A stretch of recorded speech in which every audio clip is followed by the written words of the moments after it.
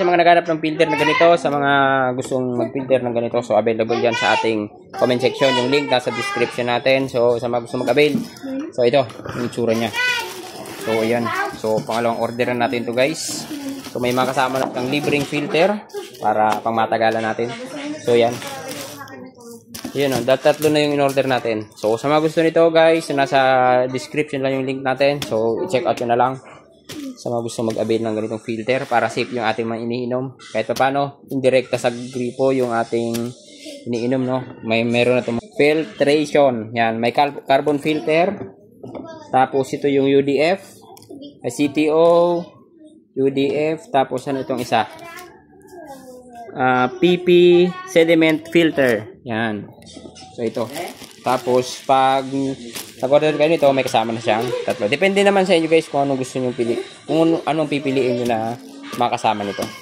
Pinili ko yung ito na, yung may libre na siyang tatlo para matagal-tagal tayo hindi mag-order. Setup naman, so ganito lang yung gagawin natin. Tatanggalin niyo lang to. Yan.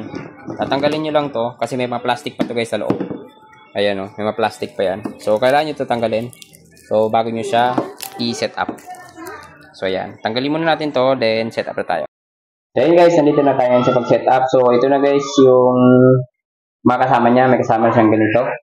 Then dapat guys pala yung ano niya, may ganito dalawahan yung gripo nyo. So yan, dapat ganito yung dalawahan kasi dito natin siya isasaksak sa isa para mapagana natin itong filter na to. So ganyan lang guys yung pag-setup, isasaksak nyo lang ito dito. Pag mayroon na kayong ganito, yan, ikot-ikot lang ng konti, dahan lang. Yan. Tapos, ito guys, may higpitan to dito. So, higpitan nyo na lang forward para mas maigpit siya, hindi siya tumatagas yung tubig. Ito, di ko muna siya higpitan para makita natin kung gumagana na. So, yan, tapos on ko lang. Yun. So, ito na. So, yung filter na niya, yung tubig na galing dito sa gripo. So, pwede na tayong mag-inom. So, kahit pa paano, yung iniinom natin, hindi siya rekta dito mismo sa gripo. May mga filter siya na dinadaanan. So, yan. Yun, no? So, yan guys. So, ganito lang yung pag-setup. Nakakadali. Sa mga gusto mag-order nito, nasa link lang yung description. Ay, nasa description lang yung link. So, sa mga gusto order, click nyo lang yung link nyan sa baba. So, yan guys. So, hanggang dito na yung video natin. So, ganito lang kadali i-set up yung filter na to. So, yan guys. Please follow my Facebook page, Manibig TV. God bless us all. Peace.